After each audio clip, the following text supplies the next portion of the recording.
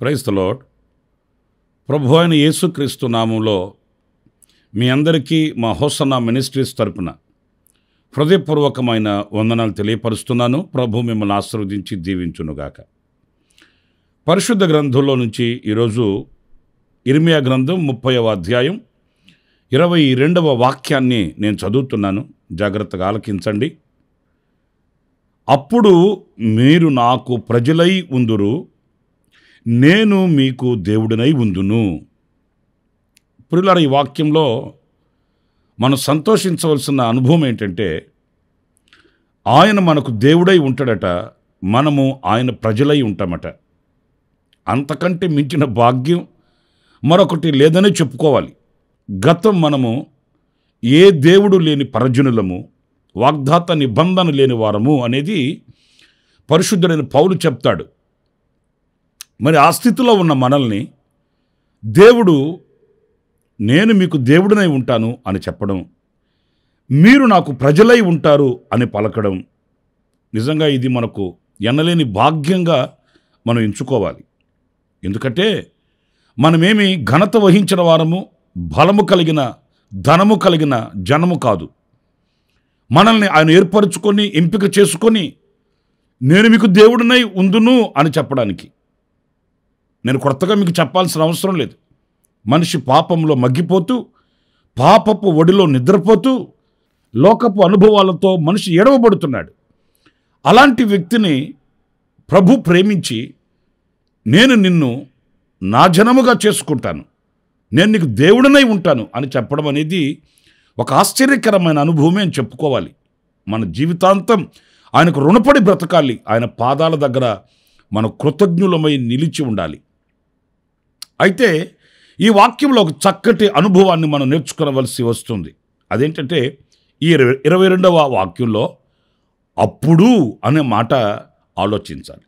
ఎప్పుడు అనే ప్రశ్న కూడా మనకు రావాలి.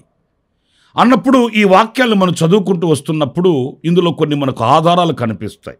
ప్రాముఖ్యంగా 18వ వాక్యంకి వస్తే అందులో వ్రాయబడిన మాట ఏంటంటే, యెహోవా ఈ మాట సెలవిచ్చుచున్నాడు, యాకోబు నివాస స్థలములను కరుణించి వాని గుడారములను నేను చెరలో నుండి రప్పింతును. ఇక్కడ చూడండి, ఈ యాకోబు గుడారములను, నివాస స్థలములను కరుణించి ఆయన చెరలో నుండి వారిని రప్పిస్తాడట. అంటే ఆయన మనకు దేవుడై ఉండాలి, మనం ఆయనకు ప్రజలమై ఉండాలి అని అంటే, మనము మన నివాస స్థలములు, మన గుడారములు చెరలో నుండి రప్పించబడిన, విడుదల పొందిన ఒక అనుభవాన్ని కలిగినవై ఉండాలండి. అంటే ఒక్క మాటలో చెప్పాలంటే మన కుటుంబాలు, మన గుడారాలు, మన నివాస స్థలములు రక్షణ అనుభవం కలిగినవై ఉండాలి. చూడండి, జక్కయ్య ఇంటికి యేసుక్రీస్తు వెళ్ళినప్పుడు కూడా ఏం పలికాడు ఆయన? ఈ ఇంటికి ఐశ్వర్యం వచ్చింది అని చెప్పలేదు. ఇప్పుడు నేను ఇంటికి వచ్చాను గనుక ఇప్పుడు ఈ ఇంటికి ఘనత కలిగింది అని చెప్పలేదు.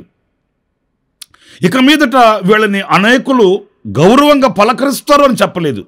రక్షణ వచ్చింది అని చెప్పాడు. నిజమే కదా? ఈ రోజున మన కుటుంబాలకి, మన గుడారాలకి, మన నివాస స్థలములకు మనం సమకూర్చుకొనవలసింది ఏంటి? ఆస్తులు, అంతస్తులు, లేక మంచి విలువైనటువంటి సామాగ్రి అవి కాదు. దేవుని రక్షణ, కాపుదల, భద్రత, ఆ ప్రభు అయిన యేసుక్రీస్తు రెక్కల నీడలో ఉన్నటువంటి సురక్షితమైన అనుభవం, ఇవి మనం సంపాదించుకోవాల్సింది. ఈ రోజున ప్రతి కుటుంబం పాపపు కబంధ హస్తాలలో కట్టబడింది. ఒక చెరలో ఉన్నట్లుగానే ఉంటున్నాయి కుటుంబాలు. నేను కొత్తగా మీకు చెప్పాల్సిన అవసరం ఏం లేదనుకుంటాను. కొన్ని కుటుంబాలకు వెళ్ళి చూస్తే ఆ కుటుంబాలలో చెరలో ఉన్నట్లు, చెరసాలలో ఉన్నట్లు, బంధకాల మధ్య ఉన్నట్లు. నెమ్మది లేకపోవడం, కలతలతో జీవించడం, కన్నీళ్లతో బ్రతకడం, సమాధానం లేకపోవడం, ఒకరికి మనస్పర్ధలతో బ్రతకడం, ఇవన్నీ కొన్ని కుటుంబాల్లో మనం చూస్తున్నాం కదా. వాళ్ళకి తెలియక కర్మ అంటుంటారు. కర్మ కాదు, మరొకటి కాదు. ఆ పాపం ఆ కుటుంబాల్ని ఈడ్చుకుని వెళుతుంది. ఆ పాపం ఆ కుటుంబాలలో సమాధానం లేకుండా చేస్తుంది, కన్నీళ్లను కలిగిస్తుంది. నెమ్మది లేని పరిస్థితులలో బ్రతుకుతున్న, సమాధానం లేని పరిస్థితులలో అనేక కుటుంబాలు నలిగిపోతున్న పరిస్థితులు మనకు తెలుసు. నా ప్రియమైన సహోదరులారా, మరి ఏం చేయాలి? విమోచకుడైన ప్రభుని వేడుకొని, రక్షకుడైన యేసుక్రీస్తుని చేరుకొని, ఆయన రెక్కల నీడను ఆశ్రయించి, యేసుక్రీస్తు సిలువలో కార్చిన ప్రశస్తమైన పరిశుద్ధమైన రక్తముతో మనము మన కుటుంబాలు కడగబడాలి. మనము మన కుటుంబాలు అని ఎందుకు అంటున్నానంటే, మనము కడగబడడం మాత్రమే కాదు, మనము సంతరించుకున్న పరిశుద్ధత మన కుటుంబాలలో కూడా ఉండాలండి. కొంతమంది వాళ్ళు పవిత్రులుగా నడిపించబడుతున్నట్లుగా కనబడతారు. ఇంట్లోకి వెళితే సకల విధములైన దుర్మార్గత ఆ కుటుంబాలలో ఉంటుందండి. ఆ కుటుంబాలలో లోక సంబంధమైన కార్యకలాపాలు జరుగుతుంటాయండి. అలా కాదు, మనమైనా, మన కుటుంబాలైనా, మన గుడారాలైనా కూడాను, మన నివాస స్థలములైనప్పటికీ కూడాను ఎలా ఉండాలి? అవి రక్షణను పొందినవిగా, పవిత్రమైనవిగా ఉండాలి. ఇశ్రాయేలీల గుడారములను గూర్చి బాలాకు ప్రవక్త ఎలా ప్రవచించాడండి? యాకోబు నీ గుడారములు, ఇశ్రాయేలు నీ నివాస స్థలములు ఎంత రమ్యముగా ఉన్నాయ్యా అన్నాడు. ఎందుకని ఆ గుడారాలకు ఆ రమ్యత కలిగింది? గుడారాలండి, మిద్ది మేడలు కాదు, భవంతులు, అపార్ట్మెంట్లు కాదు, గుడారాలు. అంత రమ్యత ఎలా కలిగింది అనంటే, అవి గొర్రెపిల్ల రక్తముతో విమోచించబడిన గుడారాలండి, గొర్రెపిల్ల రక్తముతో కడగబడిన గుడారాలండి. ఇశ్రాయేలులో ఏ వంకరతనము లేదు అంటాడు ప్రభువు. హృదయ రహస్యాలు ఎరిగిన దేవుడే ఆ సాక్ష్యం చెప్తే, నా ప్రియమైన సహోదరులారా, మరి ఆ గుడారాలు వర్ధిల్లుతూ, ఆశీర్వదించబడుతూ, కళకళలాడుతూ ఎందుకు ఉండవండి? ఆయన మనకు దేవుడై ఉండాలి, మనము ఆయనకు ప్రజలమై ఉండాలి అనంటే, మనము మన నివాస స్థలములు చెరలో నుండి రప్పించబడిన ఆ రక్షణ అనుభవాన్ని కలిగి ఉండాలి. ఆనాడే మన కుటుంబాలు ప్రకాశవంతంగా ఉంటాయని చెప్పడానికి ఎలాంటి సందేహమేమీ కూడా లేదు. మన కుటుంబాలే ఒక స్వర్గసీమగా, నరక కూపంగా కాదు, స్వర్గసీమగా మన కుటుంబాలు మరి మలచబడతాయి, దీవించబడతాయి. ఆయన మనకు దేవుడై ఉంటాడు, మనం ఆయనకు ప్రజలమై ఉంటాము అనేది ఈ వాక్యంలో మనం నేర్చుకునవలసిన సత్యం. ఈ వాక్యంలోనే మరొక్క మాట కూడా మనం గమనిస్తే 19వ వాక్యాన్ని నేను చదువుతున్నాను. వాటిలో కృతజ్ఞతా స్తోత్రములను సంభ్రమపడువారి స్వరమును వినబడును. జనులు తక్కువ మంది కాకుండా నేను వారిని విస్తరింపచేసేదను, అల్పులు కాకుండా నేను వారిని గనులుగా చేసేదను. ఇక్కడ రెండవ అనుభవం మనం గమనించాల్సింది ఏంటంటే, కృతజ్ఞతా స్తోత్రములను సంభ్రమపడు వారి స్వరములు వినబడును. అంటే కృతజ్ఞత, స్తుతి, స్తోత్రం ఎప్పుడు ఆయన చేసిన ఉపకారములను బట్టి మనం ఆయన స్తుతించే వ్యక్తులం కావాలండి, కృతజ్ఞత కలిగిన వ్యక్తులం కావాలండి. నేను ఎందుకు మరలా ఈ వాక్యాన్ని ఇంతగా నొక్కి చెప్తున్నాను అనంటే, ఈ రోజున అనేకులకు కృతజ్ఞత ఉండట్లేదండి. ప్రేమించిన వారి మీద కృతజ్ఞత ఉండట్లేదు, సహాయం చేసిన వారి మీద కృతజ్ఞత ఉండట్లేదు, పెంచి పెద్ద చేసిన వారి మీద కృతజ్ఞత ఉండట్లేదు, శాంతం దేవుని మీద కూడా కృతజ్ఞత ఉండట్లేదండి. మనిషి ఈ రోజున కృతజ్ఞత లేని వానిగా నడిపించబడుతున్నాడే కానీ ఆ కృతజ్ఞత హృదయం మనిషికి ఉండట్లేదండి. నేను ఇంకా విశదీకరంగా చెప్పాలి అనంటే, ఆ కృతజ్ఞత కలిగిన హృదయం దేవుణ్ణి స్తుతిస్తాడు, దేవునికి రుణపడి బ్రతుకుతారు. అంత మాత్రమే కాదు, ఆ కృతజ్ఞత కలిగిన హృదయము వాళ్ళకి మేలు చేసిన వారికి కూడా కృతజ్ఞత కలిగి ఉంటారండి. ఈ రోజున మనుషులకు కృతజ్ఞత చూపించట్లేదు, దేవునికి కృతజ్ఞత కలిగి బ్రతకట్లేదండి. మెట్టుకు మానవుని హృదయం ఎలాగా మార్చబడిపోయిందంటే, ఈరోజు మనం అనుభవించామా, ఇక సమాప్తం, ముగించుకున్నాము, అయిపోయింది. తర్వాత మనం వాళ్ళని గనక హెచ్చరించి అడిగితే ఏమంటారో తెలుసండి? అవునులేండి చేశారు, ఇప్పుడు ఏమైందంట? ఇచ్చారు, ఇప్పుడు ఏమైందంట? అప్పుడు మాతో వచ్చారు, కరెక్టే కాదనట్లేదు, ఇప్పుడు ఏమైందంట? వాళ్ళు కాకపోతే మరొకరు వచ్చేవాళ్ళు. చూస్తారండి, ఈ కృతజ్ఞత లేని వాని హృదయం ఎప్పుడు కూడా అంధకారంతో నింపబడి ఉంటుందండి. ఎన్నో ఉపకారాలు దేవుని దగ్గర పొందుతున్నాము. మరి ఆ ఉపకారాలు పొందుకొని మనము ఆ ఉపకారం ఆ రోజున దేవుడు చేయకపోతే మనం ఎవరి పాదాలు పట్టుకునే వాళ్ళమి, ఎవరి దగ్గరకు వెళ్ళి మనం బతిమాలుకునే వాళ్ళమి. దేవుడు ఆ స్థితి రానివ్వకుండా మనల్ని కాపాడాడు, రక్షించాడు, భద్రపరిచాడు. ఆయన ఆశీర్వాదాన్ని కలుగు చేశాడు. ఆయన స్తుతించాలన్న హృదయం ఈరోజు మనిషికి దూరం అయిపోతుంది. ప్రాముఖ్యంగా విశ్వాస సంబంధమైన వ్యక్తులు కూడా ఈ రోజున కృతజ్ఞత లేని అనుభవాలలో సాగి వెళుతున్నారండి. ఇశ్రాయేలీలలో కూడా ఈ అనుభవం మనం చూస్తాము. ఎర్ర సముద్రమును పాయలు చేసి దేవుడు వారిని ఆశ్చర్యకరమైన మార్గంలో నడిపించాడండి. వాళ్ళు ఊహించని మార్గం అది. అయిపోయింది, మన చాప్టర్ ఇంతటితో క్లోజ్. ఈ ఎర్ర సముద్రం మనం దాటి అవతలకు వెళ్ళేది లేదు, ప్రాణాలతో మనం ఉండేది లేదు, ఈ శత్రువులు మనల్ని అంత తేలిగ్గా విడిచిపెట్టేది ఏమీ లేదు అని ఆశలు చంపుకున్నారు వాళ్ళు.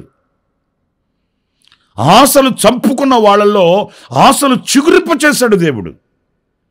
సముద్రాన్ని పాయలు చేసి అద్దరికి చేర్పించి సజీవులుగా వాళ్ళని ఆనంద యాత్రలో నిలబెడితే ఎర్ర సముద్రం దాటి కొంచెం ముందుకు వెళ్ళగానే మారా ఎదురైందండి.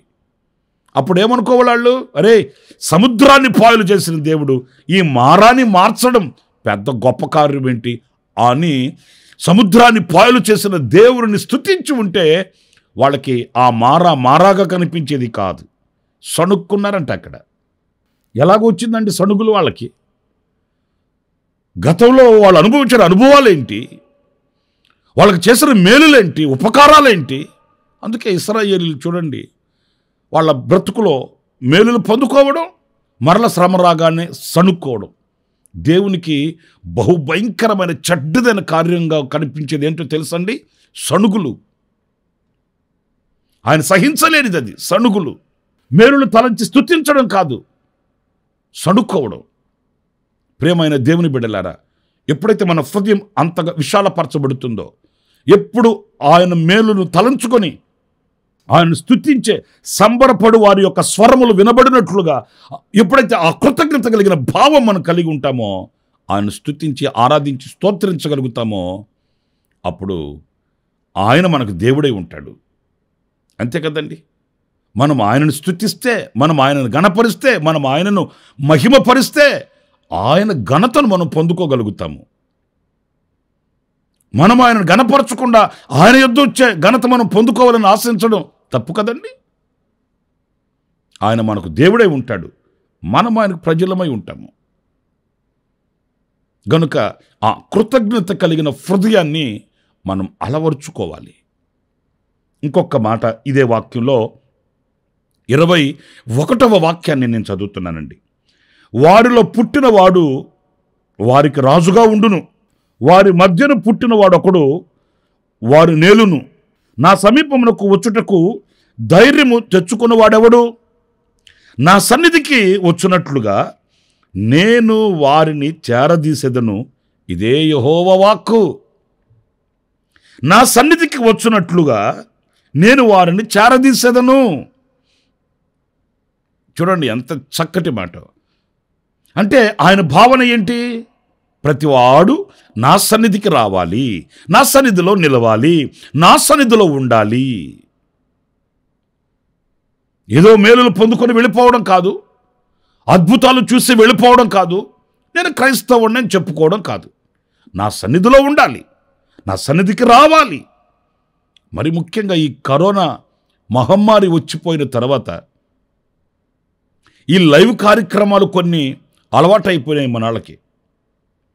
ఇప్పుడు దేవుని సన్నిధి యొక్క ప్రాముఖ్యత అంతగా తెలియట్లేదండి. బాధాకరమైన విషయం చెప్పాలంటే, ఆ 2-3 సంవత్సరాలు కరోనా విలయతాండం చేస్తున్న ఆ కఠోరమైన దినాలలో ప్రార్థనా మందిరాలకు వెళ్ళలేని పరిస్థితి వచ్చినప్పుడు అయ్య బాబోయ్ ఎంత ఆరాటపడ్డారో. అమ్మో, దేవుని మందిరానికి వెళ్ళలేకపోతున్నాము, అయ్యో దేవుని సన్నిధిని చూడలేకపోతున్నాము, ప్రభువా మమ్మల్ని బ్రతికించి బట్టగట్టి బైబిల్ పట్టుకునేటట్టు చేస్తే నాయనా నీ సన్నిధిలో మేము బ్రతుకుతామయ్యా అని తీర్మానాలు చేసిన వాళ్ళు కూడాను గండం తప్పింది, ముప్పు తప్పింది, ప్రాణాలతో బయటపడ్డాం. ఇప్పుడు మరలా దేవుని సన్నిధి యొక్క ఆ ముఖం చూసినట్లుగా కానీ, దేవుని సన్నిధికి విలువ ఇచ్చినట్లుగా కానీ, ఆ దేవుని సన్నిధికి వెళ్ళాలన్న ఆసక్తి కలిగి ఉన్నట్లుగా కనిపించట్లేదండి. ఎవరినైనా కనుక మనం ఏంటండి ప్రార్థనా మందిరంలో కనిపించట్లేదు అని అంటే, రాలేక కొంచెం ఆలస్యం అవుతుంది అన్నయ్య, అయినా కూడా లైవ్ చూస్తున్నాను అన్నయ్య, లైవ్లో వాక్యం వింటున్నాను అన్నయ్య. లైవ్ కాదు చూడాల్సింది, సోషల్ మీడియా బాగా పెరిగిపోయింది, ఈ టెక్నాలజీ బాగా చేతికొచ్చేసింది. అందుచేత వాక్యమే మా ఇంటికి వస్తుంది కదా, మేము వాక్యం దగ్గరికి వెళ్ళాల్సిన అవసరం ఏముంది? అవును, వాక్యమే నీ దగ్గరకు వస్తుంది. నీ దగ్గరకు వచ్చిన వాక్యమే నిన్ను విమర్శిస్తుంది. దేవుని సన్నిధికి నువ్వు ఇచ్చే ప్రాముఖ్యత ఎంతటిది, దేవుని మందిరానికి నువ్వు ఇచ్చే ఘనత ఎలాంటిది. నీ ఇంటికి వచ్చిన వాక్యమే నిన్ను విమర్శిస్తుంది. దేవుని సన్నిధికి వెళ్ళాలి, దేవుని సన్నిధిలో మనం నిలవాలి, ఆయన సన్నిధిలో ఆయనకు మనం కనబడాలి. ఆయన చూడండి ఏం చెప్తున్నాడో, నా సన్నిధికి వచ్చినట్లుగా నేను వారిని చేరదీస్తాను. అంటే ఆయన సన్నిధికి మనం రావాలి, ఆయన సన్నిధిలో మనం నిలవాలి అనేది ఆయన ఆశ. దేవుని మందిరానికి, దేవుని సన్నిధికి మనం అధిక ప్రాముఖ్యతనివ్వాలండి. ఎందుకంటే యెహోవా తన పరిశుద్ధాలయమందున్నాడు అనే వాక్యం మనం చదువుతుంటాము. ఆయన సన్నిధిలో ఆయన సింహాసనాసీనుడై ఉన్నాడు, ఆయన మందిరము, ఆయన వస్త్రపు, ఆయన చొక్కా అంచుతో నింపబడి ఉన్నది అని వాక్యం చెప్తుంది. కనుక నా ప్రియ సహోదరులరా, ఆయన సన్నిధిలో మనం నిలిచేవారం కావాలి. ఆయన మందిరములో మన బ్రతుకుని మనం కొనసాగించుకోవాలి. కీర్తనకారుడు చెప్తాడు కదా, చిరకాలము నేను యెహోవా మందిరములో నివాసము చేసేదను. ఆయనకి రాజు కోట లేదా? ఆయనకి నివాసాలు లేవా? ఆయనకి రాజ్యాలు లేవా? ఆయనకి ఏం తక్కువైందండి రాజైన దావీదుకి? దేవుని మందిరం యొక్క విలువ తెలిసిన వ్యక్తి. అందుకే ఆయన సన్నిధిలో నిలిచాడు, దేవుడు ఆయనను ఘనపరిచాడు. ఆయనకు దేవుడై ఉన్నాడు. దావీదుకి దేవుడే నిలిచాడు. దావీదు దేవునికి దేవుని ప్రజగా ఉన్నాడు. గొప్ప దీవెన పొందుకొని ఘనత వహించిన వాడయ్యాడు. ఈరోజున నా ప్రియ సహోదరులారా, ఆయన మనకు దేవుడై ఉండాలి, మనము ఆయనకు ప్రజలమై ఉండాలి అనంటే మన గుడారాలు, మన నివాస స్థలములు చెర నుండి విడిపించబడినవి కావాలి. రెండవది, కృతజ్ఞత కలిగిన వారమై ఆయనను స్తుతించే వారము కావాలి. మూడవది, ఆయన సన్నిధిలో నిలిచేటి వారము కావాలి. అలాంటి కృప దేవుడు మనందరికీ అనుగ్రహించునుగాక. తలలు వంచండి, చిన్న ప్రార్థన చేస్తాను. సత్యస్వరూపి అయిన ప్రభువా మీకు వందనాలు. ఈవేళ నైనా మీరు మాకు దేవుడై మేము మీకు ప్రజలుగా ఉండడానికి ఎలాంటి అనుభవాలు మేము కలిగి ఉండవాలనో మీ లేఖనాల నుంచి కొన్ని విషయాలు తెలుసుకుంటూ వచ్చాము. ఆ రీతిగా మేము బ్రతకడానికి సహాయం చేయమని ఇదిగో తీర్మానం చేసుకుంటున్న ఒక్కొక్కరిని ఆశీర్వదించి దీవించమని మీ పాద పద్మానికి నీ బిడ్డలను ఒక్కొక్కరిని అప్పగిస్తూ వారి యొక్క కార్యకలాపాలలో, వాళ్ళ చేతి పనులలో, ఉద్యోగాలలో, వ్యవసాయాలలో, వ్యాపారాలలో, చదువుల రంగంలో, అన్ని విషయాలలో ప్రభువా మీ దీవెన సమృద్ధిగా మీ బిడ్డలకు అనుగ్రహించి మీ దివ్య నామానికి మహిమ తెచ్చుకున్నామని యేసు ప్రశస్త నామములో ప్రార్థన చేసి వేడుకొనుచున్నాను తండ్రి. Amen, amen. ప్రభు మిమ్మల్ని ఆశీర్వదించి దీవించునుగాక.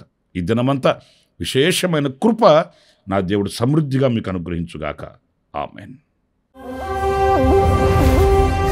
ప్రతి దినము ఈ అనుదిన కృపాను సందేశాల కొరకు, ఇంకా మరిన్ని ఆత్మ సంబంధమైన సందేశాల కొరకు ఈ మా యూట్యూబ్ ఛానల్ ని సబ్స్క్రైబ్ చేసుకోండి. Pastor Ramesh ministries.